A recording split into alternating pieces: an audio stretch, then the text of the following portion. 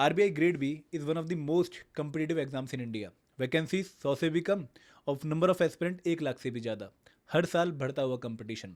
दोस्तों वैसे तो इस एग्ज़ाम को क्वालिफाई करने के लिए हार्ड वर्किंग होना जरूरी है, कंसिस्टेंट होना जरूरी है, बट सबसे इंपॉर्टेंट चीज़, आप लोगों को कुछ मिस्टेक्स अवॉइड करना जरूरी है अगर आप लोगों का अपना नाम फाइनल लिस्ट में आप देखना चाहते हो. दोस्तों एज एन एस्पिरेंट हम 10-12 घंटे पढ़ने की सोचते हैं, मैक्सिमम टाइम निकालने की सोचते हैं, लेकिन हम कभी भी ये नहीं सोचते हैं कि क्या कोई ऐसी मिस्टेक्स हैं जो हम कॉन्शियसली या फिर अनकॉन्शियसली कमिट कर रहे हैं जो हमारी सिलेक्शन को कॉस्ट कर सकती हैं. जिन मिस्टेक्स को कमिट करते हुए हमें ऐसा लग रहा होता है कि भाई हम बहुत मेहनत करें जिसकी वजह से हमारा एग्जाम निकल जाएगा, बट फाइनली हमारी सिलेक्शन नहीं हो रही होती. तो दोस्तों इस सेशन में हम डिस्कस करने वाले ऐसी ही कुछ मिस्टेक्स जो एज एन एस्पिरेंट आप RBI grade B exam preparation में कमिट कर रहे हैं जो आपकी सिलेक्शन कॉस्ट कर सकती हैं. और इन मिस्टेक्स को जानने के लिए आज हमारे पास है Anchit sir. Sir welcome to the session. Thank you Kuldeep sir. Sir ये बहुत ही इंटरेस्टिंग सेशन होने वाला है और आपका एक्सपीरियंस यहाँ पर बहुत काम आएगा. I am sure. तो सर सबसे पहले मैं आपसे यही जानना चाहूँगा कि ऐसी कौन सी मोस्ट कॉमन मिस्टेक है जो कि एस्पिरेंट आरबीआई ग्रेड बी की प्रिपरेशन स्टार्ट करते हुए ही कमिट कर देता है. सर आपने बोला कि प्रिपरेशन स्टार्ट करते हुए कमिट कर देता है. मैं बोलूँगा कि the first mistake which is very common is something that happens even before the preparation starts. Okay. Means when you decide about giving RBI grade B exam, see what happens is कि जब हम RBI grade B exam को देने की decide करते हैं, I am sure कि जो व्यूअर्स ये देख रहे हैं, the pressing factor to decide to give RBI grade B would be कि सैलरी अच्छी है, प्रेस्टीज अच्छी है, पोस्टिंग अच्छी है, एक एक माहौल है सर. मतलब अब आप देख रहे हैं कि सक्सेस स्टोरीज को भी कैसे सेलिब्रेट किया जा रहा है, सक्सेसफुल कैंडिडेट्स को फैसिलिटेट किया जा रहा है क्योंकि they have achieve something big. तो सब वो अचीव बिग करना चाहते हैं और वो सारे पर्क्स बेनिफिट्स लेना चाहते हैं, विच इज़ गुड. ठीक है, मतलब that is how a normal human being behaves, और ये एक नॉर्मल टेंडेंसी ऐसा करने की. तो मतलब मैं कहना ये चाह रहा हूँ कि सारी जो मोटिवेशन है जिसकी वजह से हम आरबीआई ग्रेड भी देना चाहते हैं, that seems to be external. There is no internal factor involve. हम इन्फ्लुएंस हो रहे हैं बेसिकली. हम इन्फ्लुएंस हो रहे हैं. अब एक्सटर्नल मोटिवेशन तो क्लियर है कि पैसा, प्रेस्टीज वगैरह दिख रहा है, but internal motivation is something where you ask yourself that okay, what do I want from this job or role? What is my personal connection with the profile that I would be having in RBI grade B? What value add I'll do to RBI, or what value add will RBI do in my life? Nobody is asking this question to themselves. Why they want to be RBI grade B officer? Yes, apart from that external motivation. तब होता क्या है कि external motivation से आप तैयारी तो शुरू कर लेते हो and एक महीना पढ़ भी लेते हो, but 1 month is just the bare minimum thing that happens in the whole preparation cycle. Kuldeep sir खुद यूपीएससी एस्पिरेंट रह चुके हैं और हम कितने ही इंटरव्यूज ले चुके हैं सक्सेसफुल कैंडिडेट्स के. कोई ही मिलता है जो फर्स्ट अटेम्प्ट में क्लियर कर लिया हो, उसका भी फिर कुछ अच्छा बैकग्राउंड होता है. अच्छा बैकग्राउंड होता है, राइट. लोग 3-3 साल तैयारी कर रहे हैं. तो पॉइंट इज कि एक महीना पढ़ लोगे, बट उसको महीना या सालों साल कैरी ऑन करना needs a lot of resolve. That resolve will not come unless and until you are motivated internally. क्योंकि बीच में सेल्फ डाउट भी आने लगेगा कि यार मेरे तो नंबर कम है, मैं तो अच्छे कॉलेज से नहीं हूँ, यहाँ तो सारे वर्क-एक्स वाले सेलेक्ट हो रहे हैं, कॉमर्स बैकग्राउंड नहीं है, ऐसे 50 फैक्टर होते हैं. तो सब हमारे दिमाग में फिर जाने लग जाते हैं क्योंकि एफर्ट लग नहीं रहा होता. फिर सारी ऐसी चीजें हमें दिखने लग जाती हैं. हाँ, और सबसे बड़ी चीज sir uncertainty. There is no guarantee of selection. That is the fact. ठीक है, कॉम्पिटिटिव एग्जाम की रियलिटी है जो हमें समझनी पड़ेगी. There is no guarantee of selection. चाहे आप 5 साल घिस लो, होना है तो पहले साल में भी हो सकता है, 3 साल भी लग सकते हैं, शायद हो ही ना. तो ये फैक्ट है. तो इन सबके बीच में वही होता है कि अगर external motivation it will fade away quickly, internal motivation है तो आप लगे रहोगे और सही तरीके से लगे रहोगे. तो मैं यही कहूंगा कि जो एस्पिरेंट्स हैं, when they think about giving RBI grade B, they are almost there to decide that they want to give this exam. Ask yourself this one question: okay, what is that one thing I want from this job which will help me lead a life of fulfillment and satisfaction, जो कि कभी भी पैसे से नहीं आएगी. पैसा जरूरी है, बट साथ में क्या आपको लगता है कि आपको चाहिए, मिलेगा, या आप क्या दे सकते हो, ये समझना बहुत ज़रूरी है. Very nice sir. सर आपने बात बोली कि इंटरनल क्लैरिटी होना बहुत ज़रूरी है कि भाई क्यों आप ये जॉब ज्वाइन करने वाले हो. एक्सटर्नल मोटिवेशन में आपको डिपेंड नहीं होना चाहिए. वो पॉपकॉर्न की तरह आपको उछाल देगी लेकिन फिर आपको डाउन कर देगी. लेकिन सर आपको लगता है कि इंटरनल क्लैरिटी होने से ही आपकी प्रिपरेशन आसान हो जाएगी? मतलब मैं जब एस्पिरेंट से बात करता हूँ, अपने भी एस्पिरेंट से बात करी, most of them are working. सबसे बड़ी दिक्कत ही टाइम की है सर. मतलब मोटिवेशन आ भी जाएगी, क्लैरिटी भी आ जाएगी, लेकिन टाइम की वजह से भी प्रिपरेशन में बहुत कॉन्स्टेंट फील होंगे। तो आपको लगता है कि मतलब ये इंटरनल क्लैरिटी ये आपकी प्रिपरेशन क्लैरिटी ईजी से कर देगी? टाइम की हाँ, प्रॉब्लम कैसे सॉल्व हो सॉल्व? जाएगी। सर दोनों डिफरेंट प्रॉब्लम्स हैं. Clarity of why do you want to give this exam is first thing. जो आप कह रहे हो टाइम की प्रॉब्लम है, that is about clarity of execution. Okay, clarity तो हर स्टेप में चाहिए ना, राइट, है ना. मतलब आरबीआई में जाके भी क्या करना है, हाँ, क्लैरिटी चाहिए. कैसे बिल्कुल, ग्रो करना है, क्लैरिटी चाहिए. सो वो clarity is before you start, because that is the main motive you are trying to find. अब बात आती है आपकी कि टाइम कम है. Very good you ask this question, because this is the second most problem candidates do face. अब मतलब मुझे लगता है कि problem is not of the time, the actual problem is problem of plenty. Okay, अब वो प्रॉब्लम ऑफ प्लेंटी कैसे है, उसका एक पार्ट है दैट वी स्टार्ट गिविंग और start thinking about too many exams. अभी आरबीआई की तैयारी शुरू नहीं की है, बट दिमाग में क्या है कि कहीं से नाबार्ड भी आ रहा है, सेबी भी आ ओके, रहा हाँ, है, इफ्स का भी आ गया, इरिडाई भी पीएफआरडी आ भी रहा आ है कि गया। मैं सारे एग्जाम दे दूं. I'm not against giving all these exams. Obviously, you should not keep all your eggs in one basket. हम सेफ्टी रखना चाहते हैं हमेशा। हाँ, बट सर उसका एक अप्रोप्रिएट टाइम है. अगर आप फर्स्ट साइकिल में ही सारे एग्जाम देने की तैयारी करोगे या सोचोगे, you will be too overwhelmed. कुछ भी नहीं कर पाओगे. कहने को आसान है that there is lot of syllabus overlap, 50%, 60%, वो है, दैट्स अ रियलिटी. बट आपके पास टाइम नहीं है ना. बिल्कुल, तो आप किसी एक एग्जाम पे फोकस करो, क्योंकि अगर आपने किसी दूसरे एग्जाम का 50% भी कर लिया, तब भी बाकी 50% तो करना है. बिल्कुल, और फिर जब वो एग्जाम आ जाएगा, आपको उसके लिए डेडिकेटेड टाइम चाहिए, क्योंकि 2-3 महीने तो लगभग उसमें 3 महीने, पूरा बिल्कुल, लगाना पड़ेगा. बिल्कुल सर, अगर आप जैसे आरबीआई और सेबी की तैयारी कर रहे हैं, एक बार आरबीआई आ गया, फिर 3 महीने आप सेबी को देख नहीं सकते. ये फैक्ट है. राइट सर, आरबीआई के लिए इतनी रिवीजन, मॉक टेस्ट, मतलब वो बनता भी है कि आप बिल्कुल, उस एग्जाम में पूरा टाइम लगा दो. बिल्कुल, तो मल्टीपल एग्जाम्स देने का जो एक यूफोरिया है फर्स्ट साइकिल में, वो गलत है. Over a period of time आप मल्टीपल एग्जाम्स दीजिए ओवर मल्टीपल साइकिल्स. के फर्स्ट साइकिल में आरबीआई दिया, may be you clear phase 1, may be you clear phase 2, give the interview, एक बेसिक फाउंडेशन हो चुकी है. देन आपके पास एक कम टाइम में आप आरबीआई को रिवाइज कर सकते हो, रिपीट अटेम्प्ट दे सकते हो. Then you can add other exams. जैसे आरबीआई की तैयारी हो गई फर्स्ट साइकिल में, नेक्स्ट साइकिल में आप नबार्ड, सेबी आराम से उनकी तैयारी कर सकते हो. मतलब एक फाउंडेशन बना लो पहले, फिर मल्टीपल एग्जाम्स को टारगेट करना स्टार्ट बिल्कुल. करना। तो टाइम की एक प्रॉब्लम तो हमने बोली, प्रॉब्लम ऑफ प्लेंटी में, problem of multiple exams.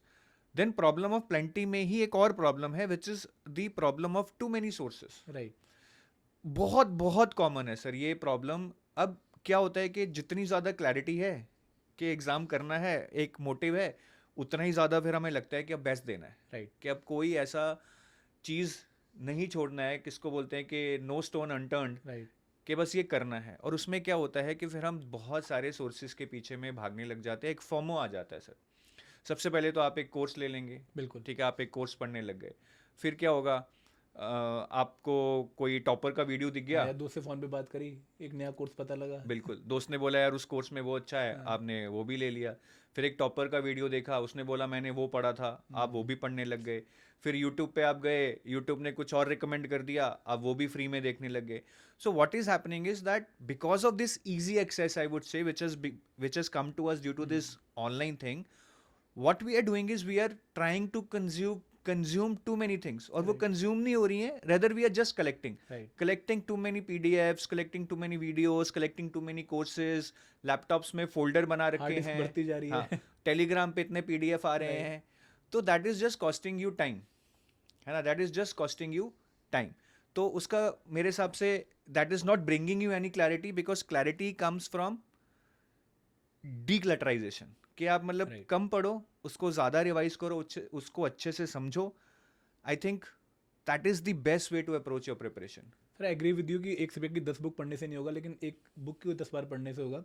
But sir आपको नहीं लग रहा कि जो पेपर का ट्रेंड चेंज होता जा रहा है, specially for descriptive answer writing, तो वहाँ पे अगर हम लिमिटेड सोर्सेज को फॉलो करें तो आप कुछ मिस कर देंगे, आप सारे क्वेश्चन अटेम्प्ट ही नहीं कर पाएंगे. तो ये लिमिटेड सोर्सेज की जो प्रॉब्लम है, कहीं ना कहीं बच्चों को चैलेंज करेगी जब वो डिस्क्रिप्टिव आंसर राइटिंग को टारगेट करेंगे. तो इसलिए मल्टीपल सोर्सेज फॉलो करना जरूरी भी है. अगर एग्जाम की रिक्वायरमेंट हम देखें तो शायद मल्टीपल रिसोर्सेज इस टाइम पर जरूरी हैं, specially for face to descriptive answer writing. So I think that brings us to the third mistake which candidates do make. देखिए, सबसे पहले तो मैं बताऊंगा कि सर सिंपल सा फंडा है.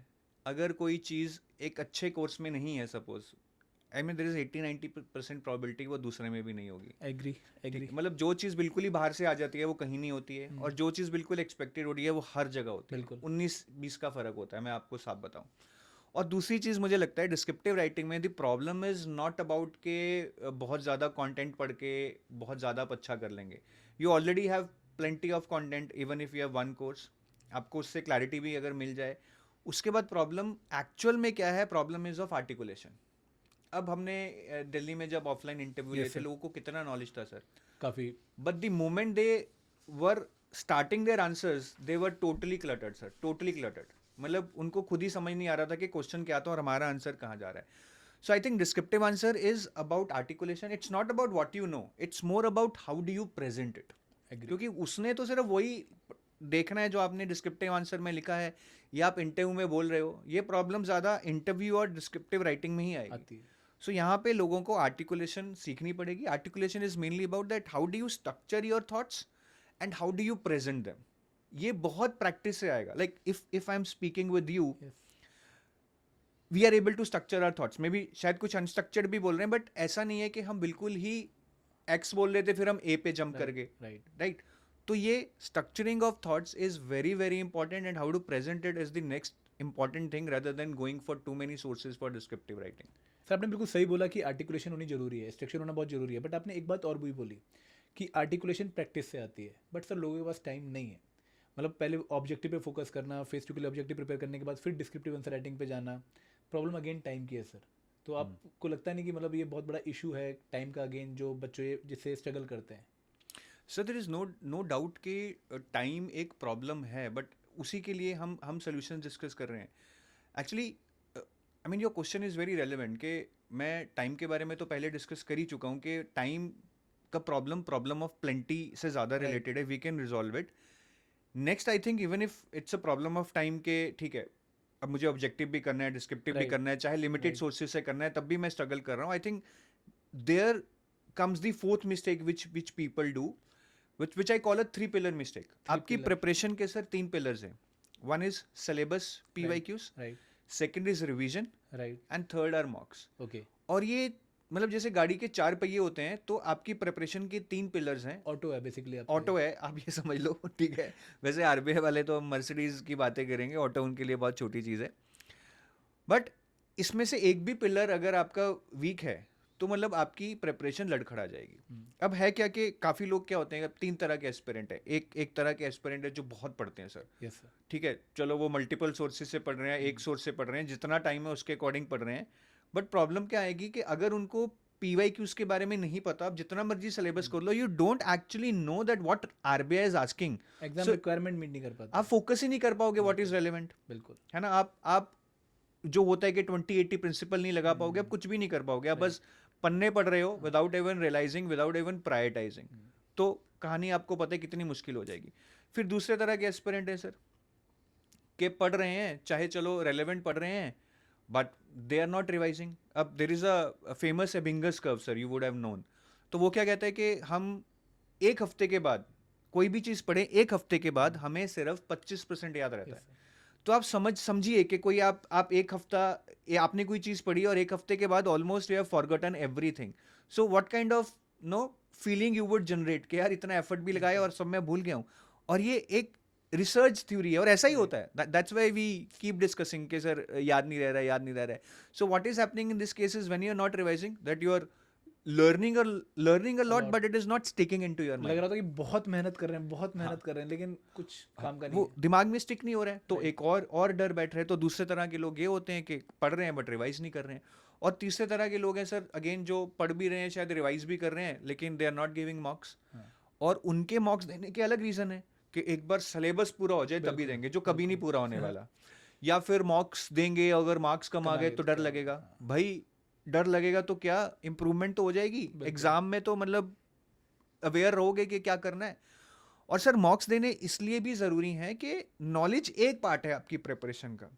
एग्जाम में जा रहे हो, फेज 1 दे रहे हो, 2 घंटे आप बैठे हो, उस 2 घंटे में एग्जामिनर या सॉफ्टवेयर जो भी आपका पेपर चेक कर रहा है, nobody is going to give any thought कि आपने कितनी मेहनत की, आपका परफॉर्मेंस काउंट करेगा। बिल्कुल। और उस परफॉर्मेंस में, उस 2 घंटे की परफॉर्मेंस में, चाहे आप 1000 घंटे पढ़ के आए हो, what would matter is that how are you managing your time, right, how are you selecting your questions, questions, right, how are you handling your emotions, right, ठीक है, how are you able to perform without worrying anything. Right. 2 घंटे में आपके दिमाग में negative thoughts आए, कहानी खत्म खत्म है, है. बिल्कुल. It degrades the quality of attempt you are giving. तो वो EQ जो है, इमोशनल क्वोशंट, जिससे आप बेटर टाइम मैनेज कर पाओगे, बेटर सिलेक्शन कर पाओगे, बेटर इमोशंस को मैनेज कर पाओगे, that is emotional quotient, right. वो बहुत जरूरी है. वो मॉक से ही बनेगा, किताबें चाट के नहीं बनेगा. जिसका मर्जी कोर्स ले लो, जितनी मर्जी किताबें पढ़ लो, that has to be developed by you, and no school in India is helping you build this. And that's why when you are thrown into the race for competitive exams, it feels like really something you are not accustomed to. तो इस पे हमें बहुत काम करना है. ये तीनों पिलर्स पे इनफैक्ट हमें काम करना है. सिलेबस के साथ PYQs को समझना है, मॉक्स देने हैं, रिवाइज करना है. एक भी पिलर अगर हमारा वीक रह गया तो जो मैंने आपको समझाया है, आपकी प्रिपरेशन लड़खड़ा जाएगी. So it's not about doing all the 3 pillars, it's about balancing all the 3 pillars. ठीक है, ज़्यादा सिलेबस करोगे रिवीजन रह जाएगी. रिवीजन ज़्यादा करने लगे तो सिलेबस रह जाएगा, मॉक्स रह जाएंगे. मॉक्स ज़्यादा दे दिए तो सिलेबस नहीं होगा. It's more about balancing all 3. या जब आप बैलेंस करेंगे तो ऑब्जेक्टिव, डिस्क्रिप्टिव सबकी तैयारी भी होगी और एक लिमिटेड टाइम में भी होगी और एग्जाम को क्लियर करने के लिए होगी. Right sir, it sounds practical. Sir आपने बहुत सही बात बोली कि जब भी आप किसी एग्जाम की तैयारी करें तो आपको तीनों चीज़ों को बैलेंस करना होगा. पहली बात तो आपको पता होना चाहिए कि आपको पढ़ना क्या है एग्जाम के लिए, वो आपको सिलेबस एंड PYQ से पता लगेगा. फिर आपको पढ़ना है, उसको सेटल करना है, क्योंकि जब आप एग्जाम में क्वेश्चन सॉल्व करो तो आपके दिमाग में क्लियर कट इमेज बननी चाहिए क्वेश्चन देखते कि अच्छा इसका आंसर मैंने वहाँ पे देखा था. और फिर आपको प्रैक्टिस भी करनी है ताकि आप टाइम मैनेजमेंट कर पाओ, अपने इमोशंस को हैंडल कर पाओ, अपनी स्ट्रेटजी बना पाओ एग्जाम को हैंडल करने की. It sounds great. But sir as a UPSC aspirant मैं आपसे एक डाउट पूछना चाहूँगा, जो मेरी भी पर्सनल प्रॉब्लम थी कि जब हम तैयारी कर रहे होते हैं ना तो सेल्फ डाउट बहुत आता है. कई बार लोगों को देख के आता है, कई बार खुद की प्रोफाइल को चेक करके आता है. तो क्या ये मिस्टेक RBI में भी जो है लोग करते हैं, सेल्फ डाउट की वजह से खुद को इनसिक्योर कर लेते हैं, अपने ऊपर ओवर बर्डन प्रेशर कर लेते हैं और फिर कंप्रोमाइज़ कर लेते हैं अपनी सिलेक्शन को? So very nice question. I think exactly this is the fifth mistake that people do, which is also kind of internal. हमने first mistake भी internal बताई थी, lack Right. of clarity, and Right. the fifth mistake, the last mistake that I want to discuss is also about personal level, eight personal personal level के self doubt है. तो होता क्या है sir, जब हम, जैसा मैंने बताया, एग्ज़ाम की तैयारी शुरू करते हैं तो एक मोटिवेशन है, पॉपकॉर्न की तरह ऊपर है, but over a period of time you feel insecure. आपके दिमाग में बहुत सारे क्वेश्चंस आने लगते हैं राइट. कि यार I am just a fresher, I don't have any work experience. या फिर somebody with no lot of gap years would question his no chances. Right. फिर किसी को लगता है मेरा non commerce non finance background है, how would I compete. I am competing with IITians and हाँ, मेरा एवरेज कॉलेज है, मेरे एवरेज मार्क्स हैं. No doubt these are genuine concerns. I think होने भी चाहिए, उसको देख के हमें मेहनत भी करनी बिल्कुल. चाहिए. But over a period of time that turn into self doubt. और जब ये सेल्फ डाउट बन जाता है तो होता क्या है कि हम एफर्ट मारना, मतलब हम पढ़ना नहीं छोड़ते हैं, but the quality of our effort drops. Right. मैं किताब लेके बैठा हूँ, शायद पहले भी 5 घंटे पढ़ रहा था, सेल्फ डाउट आने के बाद भी मैं 5 घंटे पढ़ रहा हूँ, but when I am reading that book मेरे दिमाग में ये क्वेश्चन आ रहा है, सबके साथ ही होता होगा कि यार मेरा तो नहीं होगा यार, क्योंकि वो इंटरव्यू देखा उसमें वो तो वर्क एक्स वाला था, उसका तो 0 गैप ईयर था, या वो तो एक अच्छे कॉलेज से था. So when those questions are in your mind, obviously you are not able to give your 100%, क्योंकि ध्यान आपका, कंसंट्रेशन ही खत्म हो गया, कंसंट्रेशन आपकी खत्म होगी. तो हो क्या रहा है, yourself are no putting yourself out of the race for the competitive examination, not because you are not capable, because you have started questioning yourself about your place in the race. आप Right. अपने आप पे ही self doubt कर रहे हो. and the reality is, ठीक है, अगर किसी का वर्क एक्स है, किसी का कोई बैकग्राउंड है फाइनेंस या कॉमर्स में, obviously that gives you edge. ऐसा नहीं है कि उससे एज नहीं मिलेगा, एज मिलता है. But I think if you see the stats, almost every person with every kind of profile is getting selected. 70% 60% engineers select होते हैं, आप देखेंगे. lot of people with gap years are getting Right. selected. 2025 में I know 2 people with 5-6 gap years getting selected. बहुत सारे reject भी हुए होंगे, but हुए भी हैं. बिल्कुल. freshers have also been selected. ठीक है, तो I think what is happening is कि हम रियलिटी को नहीं देख रहे हैं। जब हम तैयारी में हैं तो अपनी लिमिटेशंस को नहीं देख रहे हैं, हम अपनी लिमिटेशंस को देख रहे हैं, हम इन बिल्कुल। एग्जांपल्स को नहीं देख रहे बिल्कुल। हैं। सो मुझे लगता है कि if you are being really being punched by these thoughts कि यार कैसे होगा, मेरा ये नहीं है, मेरा वो नहीं है, you should just ask yourself that yes I have some limitations but they are not that big कि जिससे मेरा सिलेक्शन रुक जाएगा। And what I should be doing is I should be asking myself am I making enough effort to compensate for my limitations, whatever they are? Right. So that is the right frame of mind people should be getting into rather than just worrying about and dropping the quality of their preparation. Nice sir. Sir मुझे भी इसमें कुछ add करना है कि लोगों को लगता है कि यूपीएससी बैकग्राउंड वाले बच्चे आरबीआई ग्रेड भी इजीली निकाल लेते हैं, लेकिन हमने भी ऐसे एस्पिरेंट देखे जो यूपीएससी में बहुत टॉप होते हैं, मतलब वहाँ पे बहुत अच्छा परफॉर्म करके आ रखे होते हैं, लेकिन यहाँ पे आरबीआई ग्रेड भी उनसे भी नहीं निकलता है। बिल्कुल। तो पॉइंट यही है कि आपको लोगों से जीतने से पहले ना खुद से जीतना होगा, अपने थॉट को जो है अपने कंट्रोल में करना होगा और एफर्ट मारने पड़ेंगे। ठीक है, हर कोई परफेक्ट नहीं होता है और परफेक्ट होना भी नहीं, बट आप बेस्ट अपना जो है अचीव करने की कोशिश करिए। तो सर मैं यही कहूँगा कि जो एस्पिरेंट्स है ना, they are more than capable of qualifying the RBI grade B exam. मेहनत भी कर रहे हैं, लेकिन अगर इन मिस्टेक्स का वो ध्यान रखें, कॉन्शियसली इनको जो है अवॉइड करने की कोशिश करें, तो शायद इनका नाम सिलेक्शन लिस्ट में आने से कोई भी नहीं रोक सकता। बिल्कुल sir, I think it all boils down to कि आप कितना कॉन्शियस सीरियस ऑनेस्ट एफर्ट मारते हैं। हमने भी सर लाइफ में बहुत सारी चीज़ें की हैं, बहुत बार फेल हुए हैं अंदर, लेकिन अगर उबाल है और उस उबाल का सही तरीके से इस्तेमाल किया जाए तो लाइफ में there would be moments when you will taste success. और कहते हैं ना कि यार 100 सुनार की एक लोहार की, तो ठीक है अगर 10 बार फेल भी हो गए, सक्सेस नहीं मिला, लेकिन सक्सेस तो एक ही बार चाहिए ना। और ये सारी ना जो सक्सेस की जो डेफिनेशन है, कहीं ना कहीं वो culmination of all the efforts है। जो भी आप फेलियर के टाइम पे भी एफर्ट्स मार रहे हैं ना, वो कल्मिनेट होके ही आपको सक्सेस दिलवाएंगे। तो सो आई थिंक ये सेशन आपको मोटिवेट करना चाहिए, इंटरनली मोटिवेट करना चाहिए, एक्सटर्नली नहीं। और आपको इस एग्जाम में इन मिस्टेक्स को अवॉइड करके बहुत अच्छे तरीके से एग्जाम को अप्रोच करना चाहिए। आरबीआई ग्रेड भी कभी भी आने वाला है, आपको अपने लिए जो है अपने आप को रेडी रखना इस पर्टिकुलर मूवमेंट के लिए, ताकि इस बार आपका नाम फाइनल लिस्ट में पक्का हो। Thank you very much. All the best everyone, bye bye.